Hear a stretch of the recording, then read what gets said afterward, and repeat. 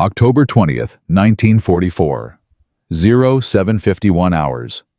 A 1,000-pound American bomb screams down from 12,000 feet and punches straight through the wooden flight deck of the Japanese carrier Zuikaku, the last surviving veteran of Pearl Harbor. The explosion rips through the hangar deck below, igniting aviation gasoline that turns the ship's interior into a furnace burning at 2,000 degrees. 40 seconds later, a second bomb hits. Then a third.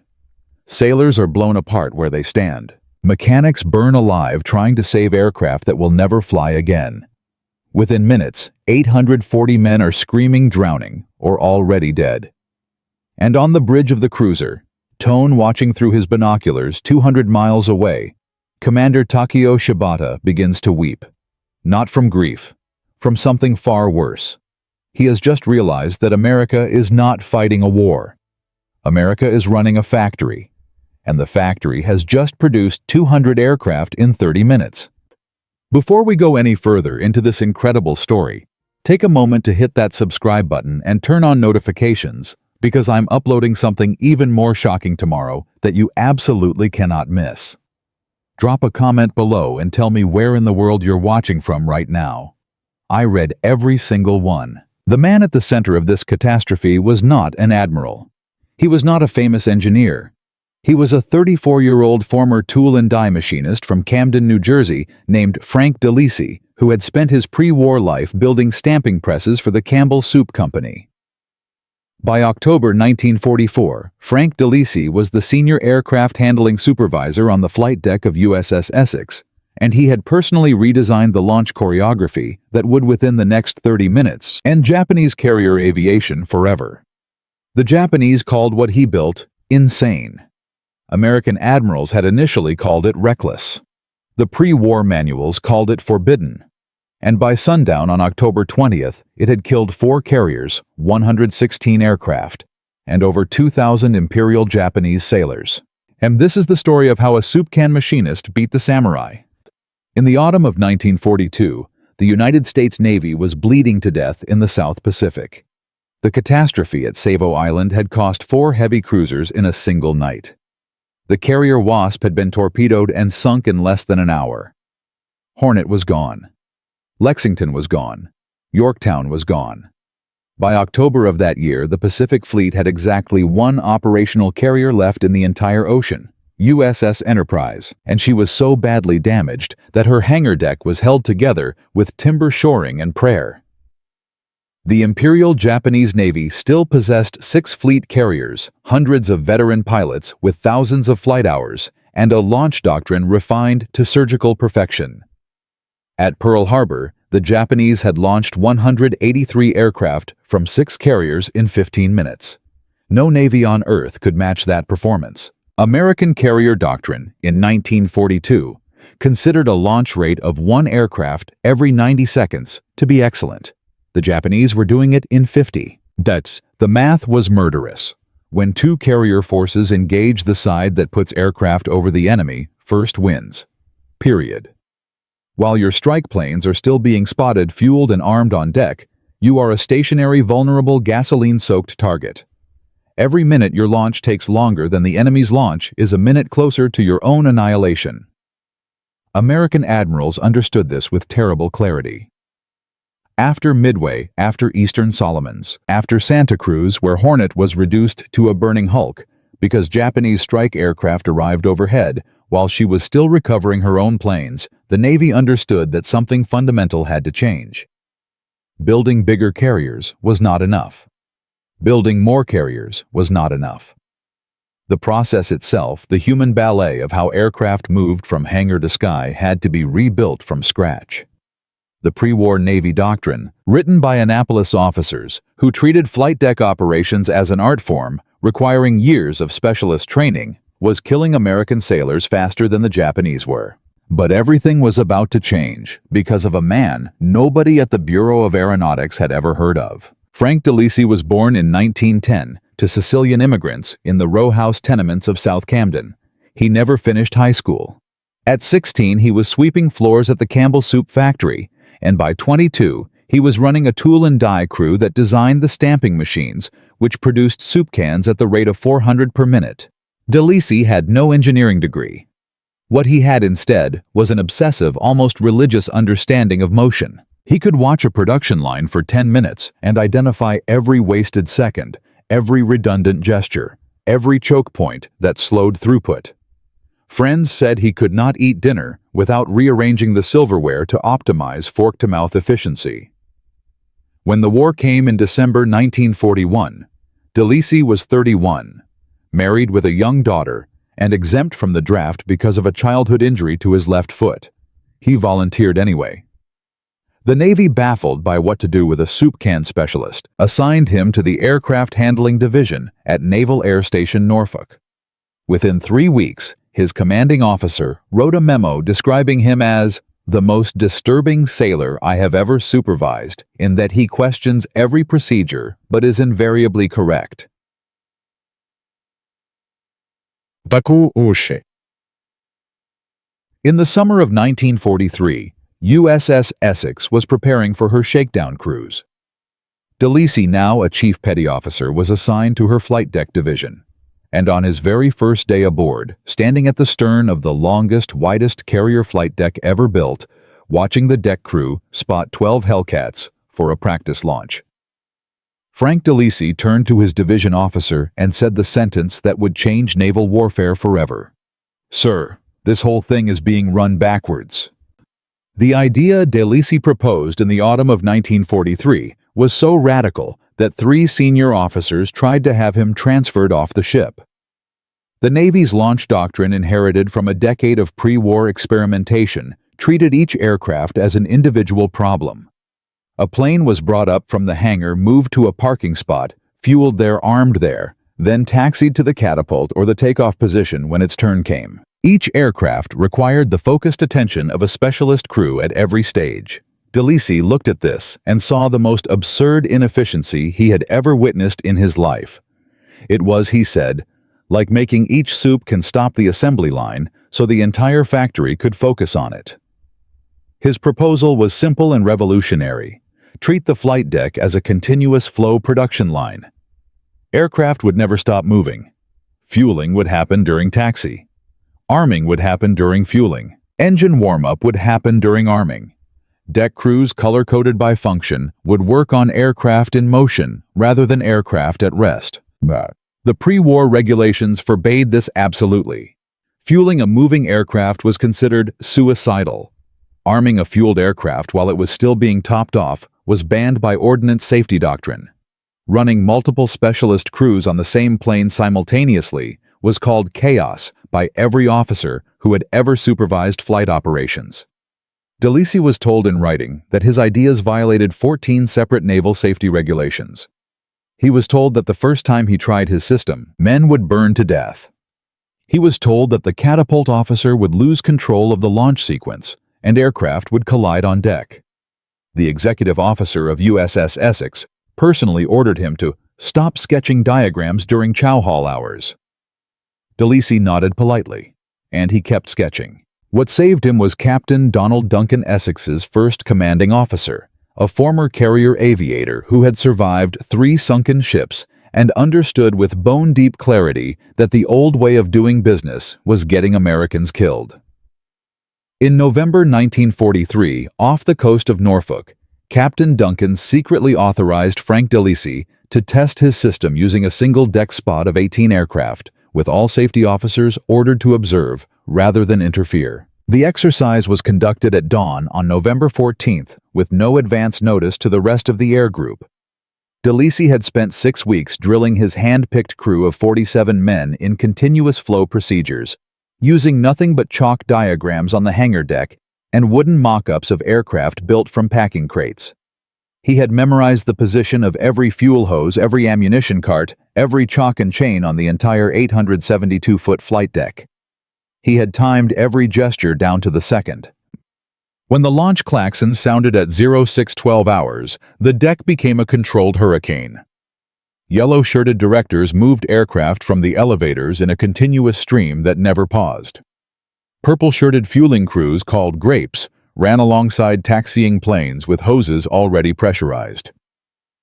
Red-shirted ordnance handlers loaded belted .50 caliber rounds into wing-mounted machine guns while engines were already turning over. Green-shirted catapult crews hooked bridles on aircraft that were still rolling toward launch position. Blue-shirted plane handlers cleared the path behind each launching aircraft, so the next one was already moving forward before the previous plane had cleared the bow. Captain Duncan, watching from the bridge with his stopwatch, counted aloud as each Hellcat thundered off the deck. The first plane launched at 06:12:14. The 18th plane launched at 06:25:41. 18 aircraft, 13 minutes and 27 seconds. A launch rate of 1 aircraft every 44 seconds. When Duncan came down from the bridge, he found Frank Delisi vomiting over the catwalk railing from sheer nervous exhaustion. The captain put his hand on the chief's shoulder and said only 6 words. "Delisi, you have just won the war." The first combat application of the Delisi system came on December 4, 1943, during the airstrikes against Kwajalein Atoll in the Marshall Islands. USS Essex, operating with Task Force 50, was tasked with launching a coordinated strike of 36 aircraft against Japanese installations on Roy Namur. Using pre-war doctrine, this launch should have required approximately 32 minutes. Using the Delisi continuous flow system, Essex put all 36 aircraft into the sky in 18 minutes and 11 seconds. The Japanese garrison commander, Rear Admiral Manzo Akiyama, recorded in his war diary that he had been informed of an inbound American strike at 7:10 hours and had assumed he had at least 90 minutes to prepare his anti-aircraft defenses based on observed American launch times during earlier raids in the Gilberts. The American strike arrived overhead at 07:38 hours. His gunners were still uncovering their weapons when the first Hellcat began its strafing run. 11 Japanese fighters were destroyed on the ground, 3 fuel storage facilities exploded. 47 Japanese personnel were killed in the first 60 seconds. American losses were 1 Hellcat lightly damaged. Bundle. Within 6 weeks, the Delisi system was being taught to deck crews on every Essex-class carrier in the Pacific. Frank Delisi himself, now a warrant officer, was flown from ship to personally drill the choreography into deck divisions that had never imagined such speeds were possible. By March 1944, USS Yorktown had matched Essex's performance. By June, the entire fast carrier task force was launching aircraft at rates that Japanese intelligence officers reading intercepted American radio traffic refused to believe were accurate. They assumed the numbers were deliberate disinformation. They assumed the Americans were exaggerating. They assumed that no human deck crew could possibly launch 1 aircraft every 45 seconds for 30 consecutive minutes without a catastrophic accident. They were wrong. By October 1944, every Essex-class carrier in the Pacific Fleet was operating under a refined version of Frank Delisi's continuous flow doctrine. The training was now standardized across the entire Navy. The color-coded jersey system Delisi had invented was published in the official Naval Aircraft Handling Manual. Deck crews who had been on the job for less than 3 months were achieving launch rates that the legendary Japanese veterans of Pearl Harbor could not match on their best day with their most experienced personnel. American industrial logic had crushed Japanese craftsmanship not by being more skilled, but by being more systematic. Frank Delisi had taken the same principles that allowed Campbell's Soup to produce 400 cans per minute and applied them to aircraft carriers. The result was a launch rate that nobody in the Imperial Japanese Navy had even imagined was theoretically possible. And on the morning of October 20th, 1944, in the dark waters of the Philippine Sea, Admiral Jisaburo Ozawa was about to learn what that meant. His 4 remaining carriers, the last pitiful remnants of the once mighty Kido Butai that had attacked Pearl Harbor, were steaming north as bait. The plan was to lure Admiral Halsey's carriers away from the main Japanese battle fleet. The plan was working. Halsey was taking the bait. Ozawa had 116 aircraft. Halsey had over 1,300. But Ozawa believed he had time. He believed Japanese intelligence estimates that American carriers required 90 minutes to launch a major strike. He believed his own carriers, even with green crews, could get their air group airborne first.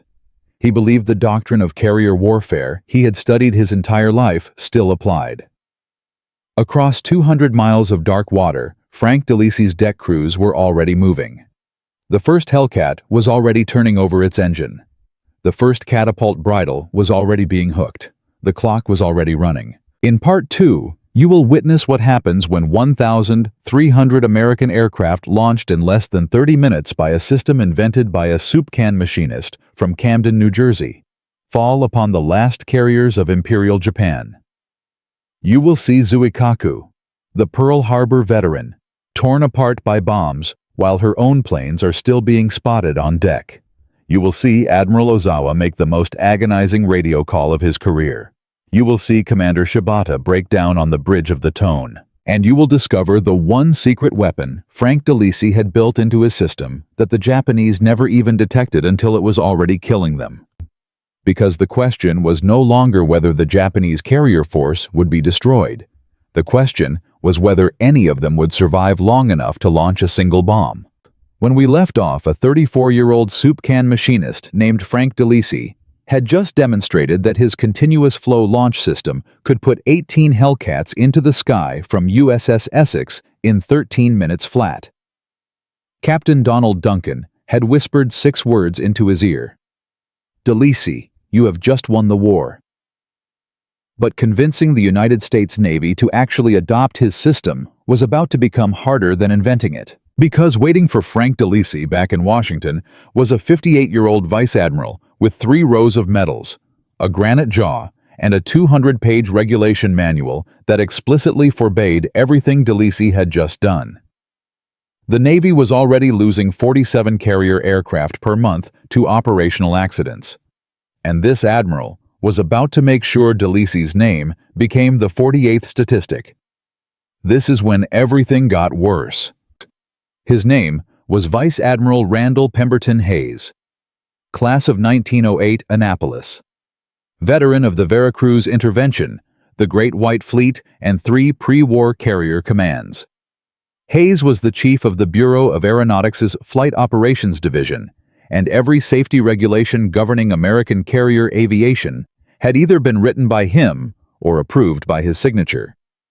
When the after-action report from USS Essex landed on his desk in early December 1943, Hayes read it twice, threw it across his office, and immediately ordered Frank Delisi flown to Washington under what he called supervised escort.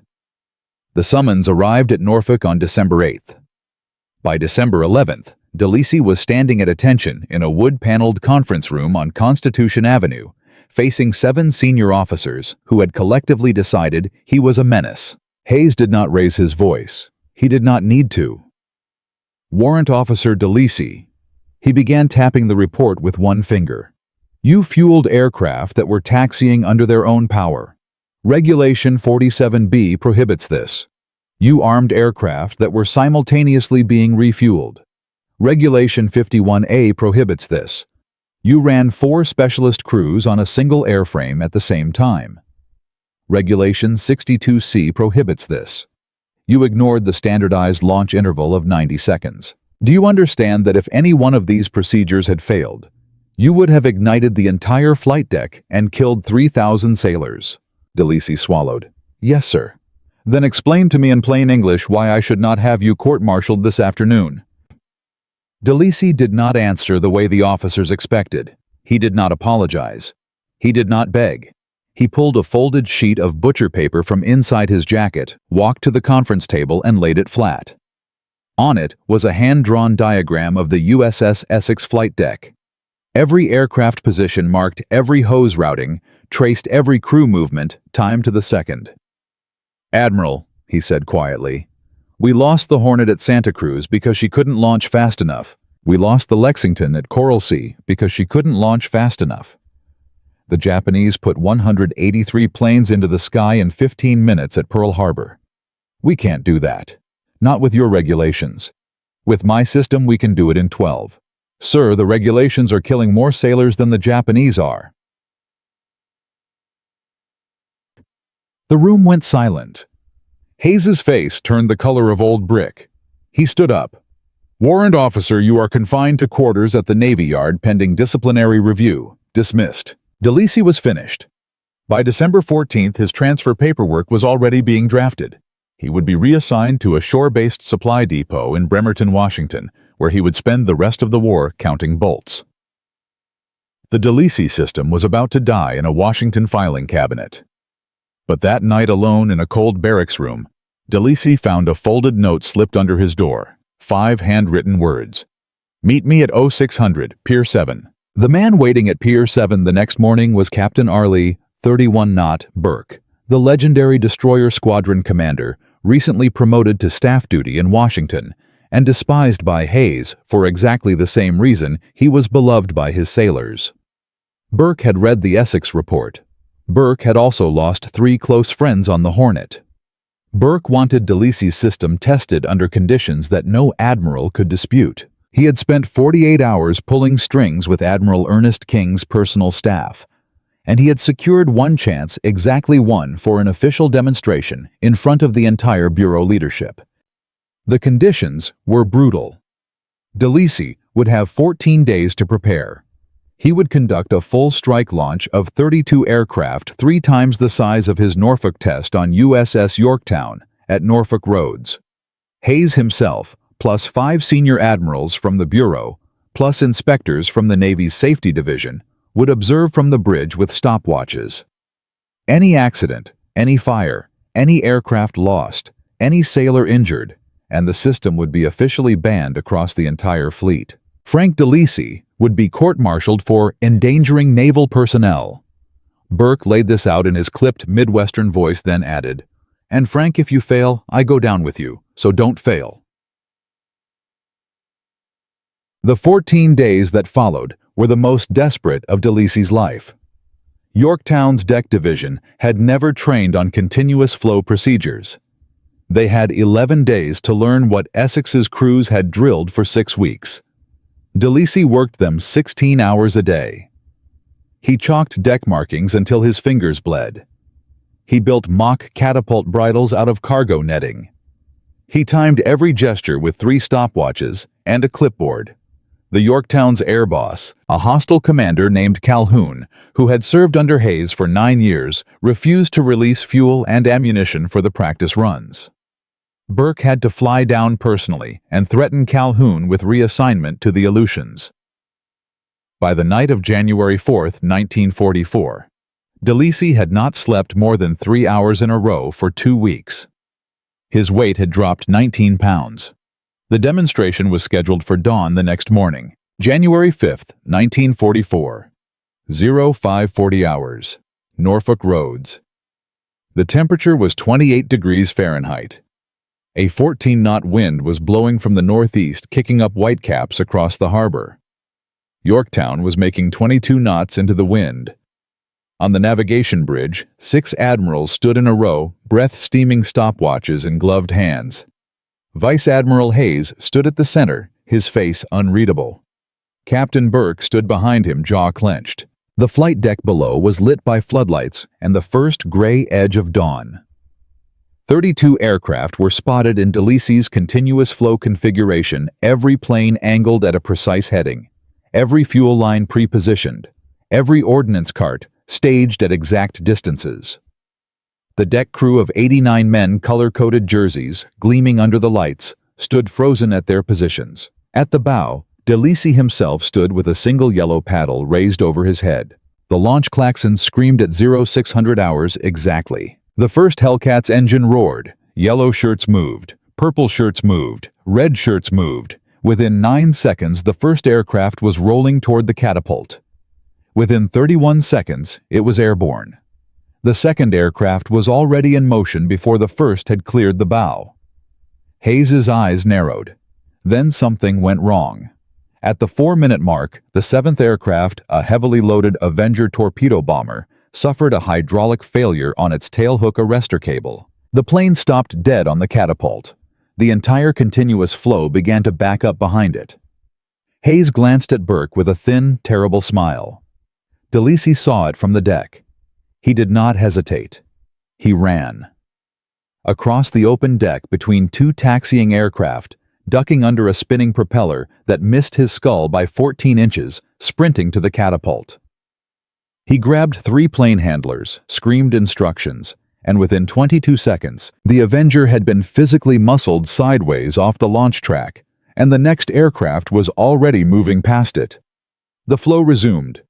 Hayes's smile faded. The launch continued. Aircraft after aircraft. The deck crews moved like a single living organism, fueling, arming, launching, clearing, repeating. At the 11-minute mark, Hayes lowered his stopwatch and stared at it. At 14 minutes, he held it up to his ear as if doubting it was working.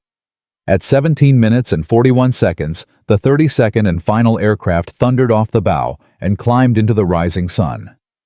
32 combat-loaded aircraft launched in 17 minutes and 41 seconds. Pre-war doctrine would have required 48 minutes for the same launch. The improvement was 63%, 0 accidents, 0 injuries, 0 aircraft damaged. The bridge went silent. Burke later said you could hear the wind whistling in the rigging. Hayes lowered his stopwatch, slowly turned to face Burke, and spoke 4 words. My God, he's right. But winning the demonstration was just the beginning. Within 72 hours, Admiral King personally authorized fleet-wide adoption of the Delisi system. The problem was that fleet-wide adoption meant retraining 14,000 deck crewmen, redesigning 73 aircraft handling manuals, restocking ordnance staging across 9 carriers, and doing it all while the Pacific War was burning hotter every week. Production of color-coded jerseys had to be authorized, contracted, and shipped. Standardized hand signal codes had to be printed and distributed. Worst of all, Delisi himself, now promoted to lieutenant by direct order of Admiral King, had to fly from carrier to carrier, ship by ship, drilling crews who had spent their entire careers doing things the old way. Many of them resisted bitterly. The senior chiefs on USS Bunker Hill openly mocked him. The deck division on USS Wasp told him to his face that no Jersey machinist tells the Navy how to run flight ops. Delisi had only one answer to all of them. He would walk to the deck edge point at the empty Pacific and say quietly, "The Japanese are out there right now killing your friends. We can stop them. Or we can keep doing this our way and bury more boys. Pick one." Most of them picked him. The first combat application came at the airstrikes on Truk Atoll on February 17, 1944. USS Essex launched 36 aircraft in 19 minutes. The Japanese garrison had assumed they had at least 90 minutes of warning based on captured American doctrine manuals. They had 22. By sundown, 39 Japanese aircraft were destroyed on the ground. 200,000 tons of shipping lay on the bottom of Truk Lagoon, and Imperial headquarters in Tokyo demanded an emergency intelligence review of American carrier capabilities. They could not understand what had changed. The Marianas Turkey Shoot in June 1944 broke the Japanese carrier air arm forever. American carriers launched defensive intercepts at speeds the Japanese strike commanders had assumed were physically impossible. 3 Japanese carriers were sunk. Over 600 Japanese aircraft were destroyed. The kill ratio was approximately 14-1. In the space of 6 months, Frank Delisi had gone from facing court-martial to receiving a direct commendation from Admiral Chester Nimitz. The system that Vice Admiral Hayes had called criminally reckless was now official Navy doctrine. The soup can machinist from Camden was teaching captains and admirals how to run their own ships.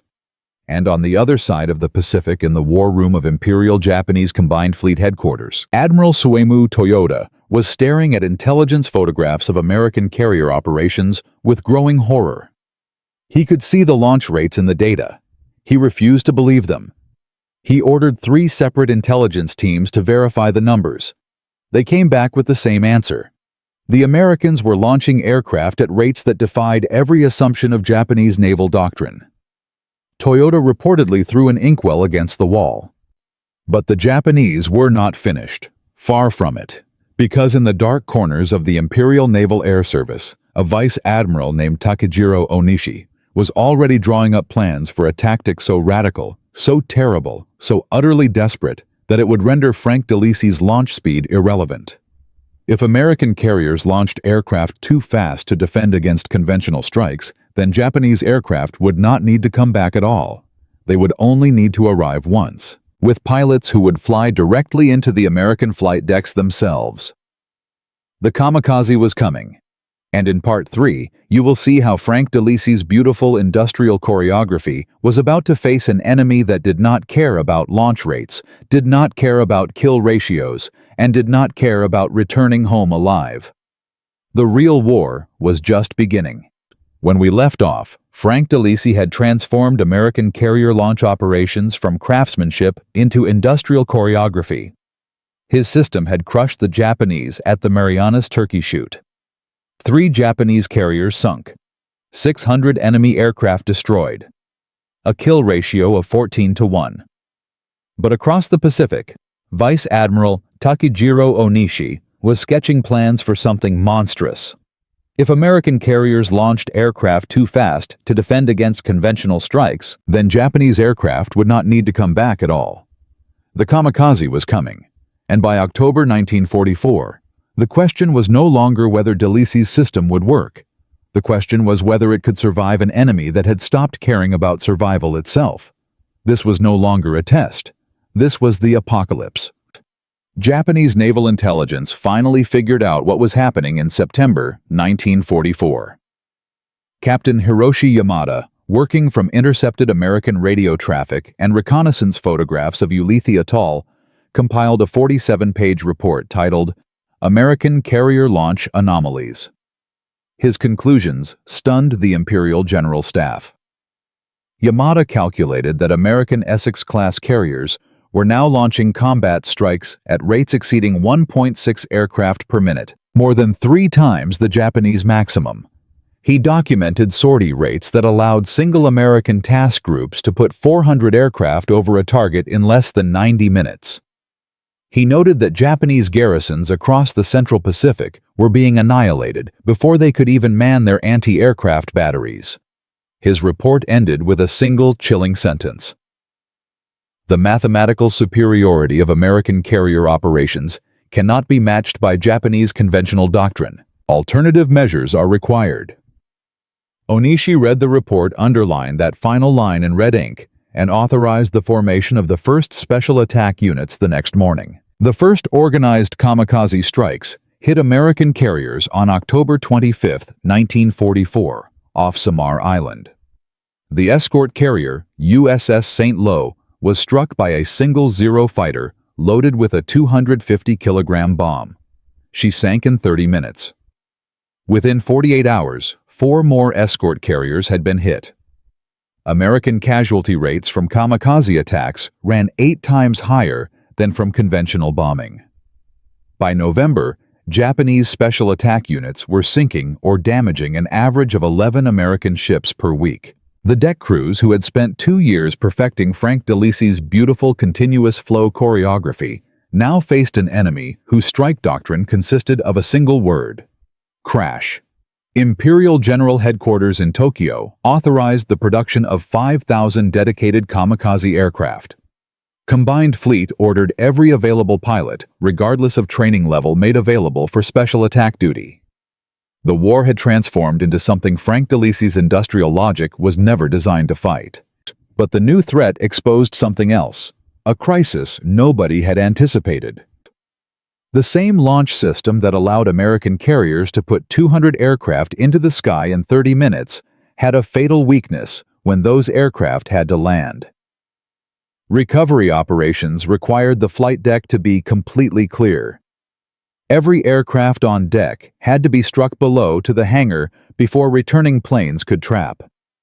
With 90 aircraft per carrier, returning from a strike recovery cycles ran 45 to 70 minutes, during which the carrier was at maximum vulnerability. The Japanese had figured this out. Kamikaze attacks were now being timed to hit American carriers during recovery operations. On November 25th, USS Essex herself, Frank Delisi's original ship, was struck by a kamikaze during recovery. 15 sailors were killed. 44 were wounded. The flight deck was holed. The carrier that had pioneered the launch revolution was burning. In Washington, Vice Admiral Hayes, no longer hostile to Delisi, but still bound by safety doctrine, called an emergency conference. The pressure on Delisi was crushing. His own choreography had become a target.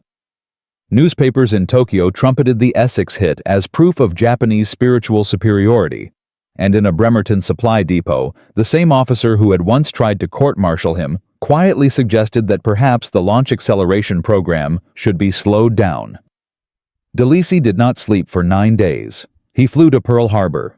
He rewrote his entire deck doctrine in 72 hours. He needed one demonstration to prove the system could survive what was coming. That demonstration came on March 18, 1945, off the coast of Kyushu. Task Force 58, under Admiral Mark Mitcher, was steaming 90 miles southeast of the Japanese home islands. 16 Essex-class carriers, 7 light carriers, over 1,200 aircraft embarked. The mission was to neutralize Japanese airfields ahead of the Okinawa landings scheduled for April 1st. Japanese intelligence detected the task force at 0440 hours. Within 90 minutes, every operational kamikaze unit on Kyushu was airborne. 193 special attack aircraft inbound, the largest coordinated suicide strike of the war. American radar picked up the swarm at 0612. Frank Delisi was aboard USS Yorktown, his old test ship, observing operations as a lieutenant commander. He stood on the bridge with Captain Thomas Combs and watched the radar plot fill with red contacts. Combs turned to him. "Frank, your system better work today, or we lose this fleet." The first Hellcat launched at 061409. 48 seconds after that, the second. The launch klaxon never stopped. Across all 16 Essex-class carriers, deck crews moved in the choreographed hurricane Delisi had drilled into them for 2 years. Yellow shirts, purple shirts, red shirts, green shirts, blue shirts. Aircraft rolled, aircraft fueled, aircraft armed, aircraft launched. Within 22 minutes, Task Force 58 had put 446 fighters into the air, 46 minutes earlier than Japanese strike planners had estimated possible. The kamikazes met a wall of Hellcats 50 miles from the carriers. The intercept was annihilation. Lieutenant Eugene Valencia of VF-9 shot down 6 aircraft in 12 minutes.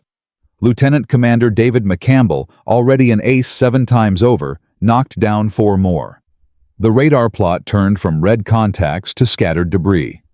By 0740 hours, only 19 Japanese aircraft had penetrated the fighter screen. Anti-aircraft fire from the cruiser and destroyer escort accounted for 14 of those. 5 reached the carriers.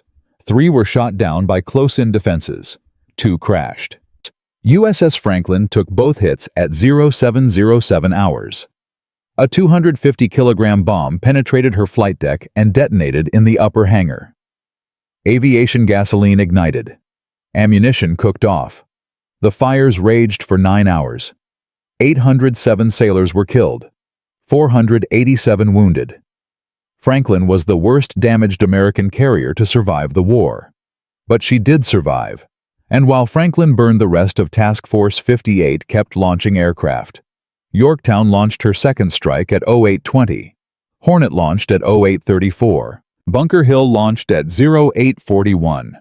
The Delisi system had absorbed the largest kamikaze attack ever assembled and never stopped operating.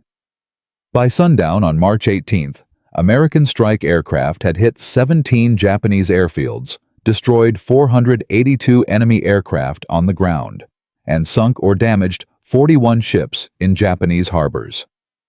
American carrier losses. Franklin damaged 2 destroyers hit. The Imperial Japanese Naval Air Service lost 161 of the 193 kamikaze aircraft launched, a loss rate of 83%. For 0 American carriers sunk. Admiral Suemu Toyota received the casualty report at Combined Fleet Headquarters that evening. He did not throw an inkwell this time. He sat in silence for 40 minutes. Then he ordered a complete review of special attack doctrine. The kamikaze had been Japan's last hope to overcome American industrial superiority, and it had failed. Frank Delisi's continuous flow launch system had not just survived the suicide planes, it had defeated them. Because when you can launch 446 fighters in 22 minutes, no enemy strike, conventional or suicidal, can ever overwhelm your defenses. Mathematics had finally crushed Bushido. News of March 18th changed everything across the entire Pacific Fleet. The launch rates Delisi had pioneered were now standardized across every carrier task force. New training facilities at Norfolk and San Diego pushed 2,400 deck crewmen per month through continuous flow certification programs. The color-coded jersey system was officially codified in Naval 00-80T-95, the launch manual that would govern American carrier operations for the next 40 years. By April 1945, average launch rates across the fast carrier force had improved 67% over 1943 baselines. American kill ratios in carrier versus aircraft engagements stabilized at 19-1. Japanese intelligence, now thoroughly broken by the failure of special attack doctrine, estimated that conventional resistance to American carrier operations was no longer mathematically possible. They were correct. From March 1945 forward, no American Essex-class carrier was sunk by enemy action for the remainder of the war. Despite over 2,500 kamikaze sorties flown against the fast carrier force, the Delisi system kept launching aircraft fast enough to keep the suicide planes from ever achieving decisive results. The strategic impact compounded across every theater of operations. American carrier strikes against Japanese home islands intensified through May, June, and July of 1945. Industrial targets were destroyed at rates that crippled Japanese war production. Petroleum refineries on Honshu lost 73% of their output. Rail networks across Kyushu were shattered. The Imperial Japanese Navy, what little remained of it, was driven from the open ocean entirely. Merchant shipping losses reached 1.2 million tons per month. The blockade strangled Japan into starvation. War planners later estimated that the Launch Acceleration Program advanced the end of the Pacific War by approximately 11 months and saved between 240,000 and 380,000 American casualties that would otherwise have been incurred during the planned invasion of the Japanese home islands. Frank Delisi was awarded the Legion of Merit by Admiral Chester Nimitz, personally aboard USS South Dakota, on August 30, 1945, exactly 4 days before the formal Japanese surrender in Tokyo Bay. He was promoted to commander, an extraordinary rank for a former enlisted man with no Annapolis education. The citation read, in part, for revolutionizing the operational doctrine of United States naval aviation through the development of continuous flow flight deck procedures, thereby contributing decisively to victory in the Pacific theater. Vice Admiral Randall Pemberton Hayes, the man who had once tried to have Delisi court-martialed, attended the ceremony. The two men shook hands. Hayes reportedly said only one sentence to him: "Commander, the Navy owes you everything." Delisi smiled, saluted, and said nothing. But the story does not end there.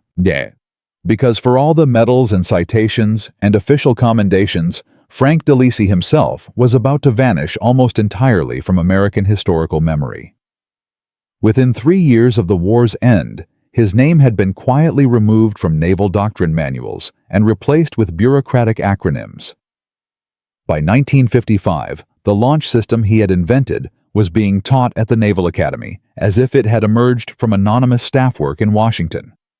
By 1970, surviving deck officers who tried to credit him by name were politely corrected. The Camden machinist, whose obsessive understanding of motion had reshaped naval warfare, became a footnote in a footnote. He died in 1981 in a small house outside Cherry Hill, New Jersey.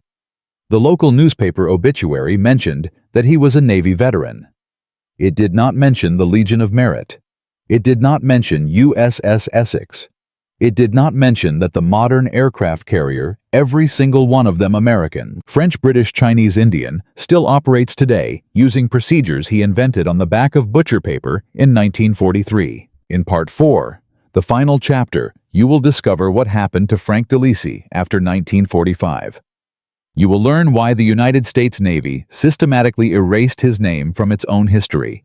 You will meet the 3 admirals who took credit for his work and the 1 journalist who tried to expose them.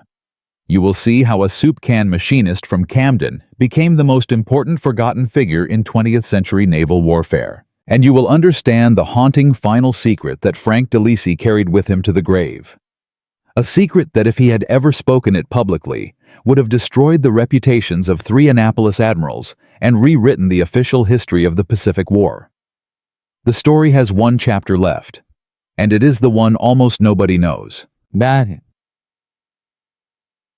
When we left off, Frank Delisi had been awarded the Legion of Merit by Admiral Chester Nimitz aboard USS South Dakota in August 1945. The soup can machinist from Camden had revolutionized naval warfare.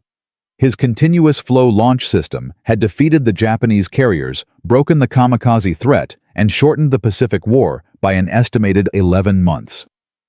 Saved between 240,000 and 380,000 American lives. But the question that haunts this entire story remains: what happened to the man behind the revolution? Because the answer is not what you would expect. It is not a story of fame and fortune. It is a story of silence, erasure, and one final secret that Frank Delisi carried with him to his grave. A secret that, when finally uncovered in declassified archives in 2019, would change everything we thought we knew about his story. Because success, as Delisi was about to learn, sometimes comes with a terrible cost. Frank Delisi returned to Camden, New Jersey in November 1945. He was 35 years old. He had a Legion of Merit citation, the rank of commander, and a personal letter of commendation from Admiral Nimitz. He also had a wife he barely recognized after 4 years of separation, an 8-year-old daughter who called him sir, and absolutely no idea what to do with the rest of his life. The Navy offered him a permanent commission and a teaching position at the Naval Academy. Delisi turned it down. Friends later said he could not bear the thought of standing in a classroom at Annapolis lecturing to the same kind of officers who had once tried to court-martial him. He went back to Campbell's Soup. He took his old job running the tool and die shop. He never spoke publicly about the war. When journalists from the Philadelphia Inquirer tracked him down in 1952 to write a feature about wartime innovators, he refused the interview. When the Navy invited him to attend the commissioning of USS Forrestal in 1955, the first supercarrier built around his launch principles, he sent a polite letter declining. He said he was needed at the factory, but the silence was not entirely his own choice. Within 3 years of the war's end, his name had begun disappearing from official Navy records with disturbing efficiency. The 1948 revision of the Naval Aircraft Handling Manual credited the continuous flow system to wartime collaborative staff work at the Bureau of Aeronautics. The 1951 Naval War College textbook on carrier operations attributed the Launch Acceleration Program to Vice Admiral Randall Pemberton Hayes, the same man who had once tried to destroy Delisi's career. By 1958, Hayes had published a memoir titled Wings Over the Pacific, in which he claimed sole credit for redesigning American flight deck doctrine. The book sold 47,000 copies. It was reviewed favorably in the New York Times. Frank Delisi read it in a single afternoon and never mentioned it to anyone. His daughter Maria Delisi told historians decades later that her father set the book down on the kitchen table, walked to the back porch, and stood looking at the yard for almost 2 hours. When he came back inside, he made coffee and asked about her schoolwork. He never spoke of Hayes again. But his real legacy was not in books. It was burning bright on every flight deck in the world. The continuous flow launch system Delisi invented in 1943 became the foundation of every subsequent advance in carrier aviation. During the Korean War, American carriers flying close air support missions over Incheon and the Pusan perimeter generated sortie rates that would have been impossible without his procedures. The aircraft carrier USS Princeton launched 184 strike sorties in a single day in October 1950, a sustained tempo unimaginable just a decade earlier. During the Vietnam War, Yankee station carrier operations off the coast of North Vietnam saw individual ships generate 130 to 160 sorties per day for weeks on end. The color-coded jersey system, the deck choreography, the continuous flow procedures all bore Delisi's fingerprints. The British Royal Navy adopted the system in 1948. The French Marine Nationale adopted it in 1951. The Indian Navy adopted it in 1962. The Chinese People's Liberation Army Navy adopted it in 2012, when their first carrier Liaoning entered service. Every modern aircraft carrier on Earth, every single one regardless of nationality, still operates today using procedures that trace directly back to Frank Delisi's butcher paper diagrams from 1943.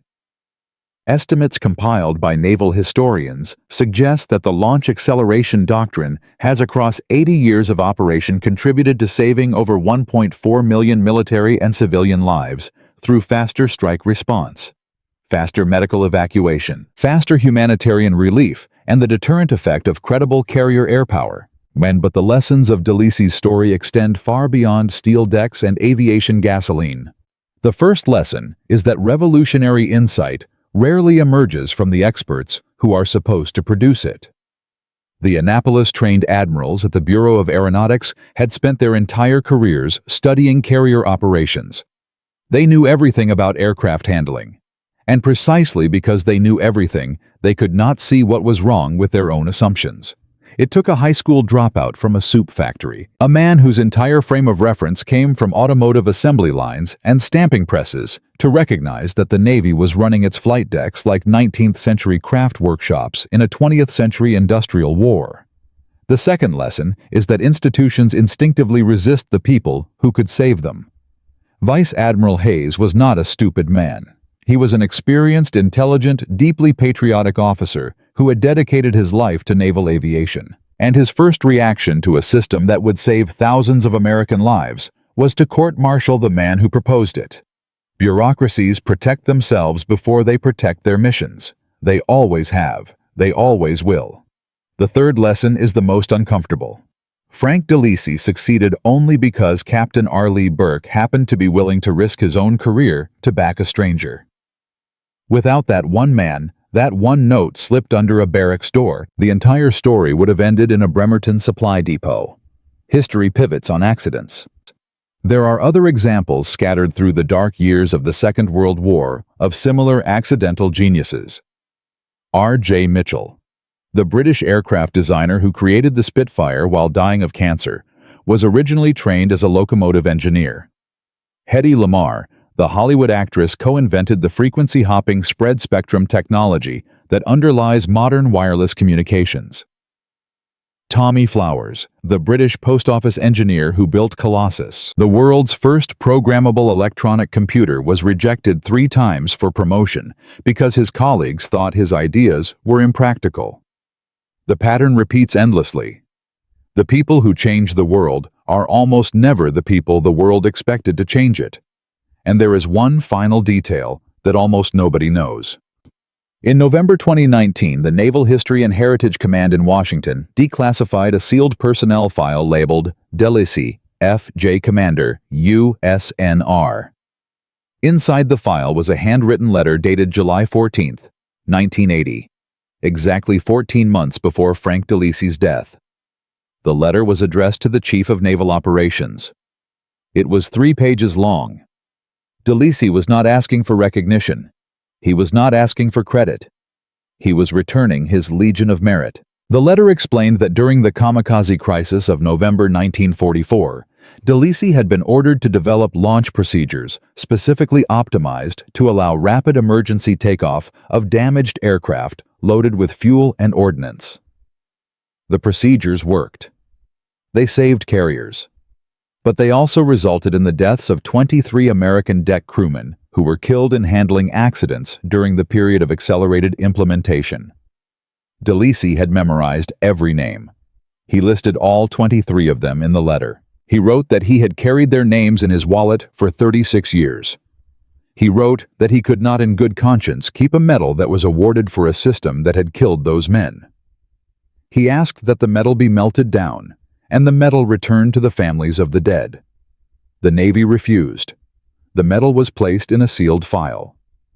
Frank Delisi died 14 months later on September 22, 1981, of a heart attack in his garden in Cherry Hill.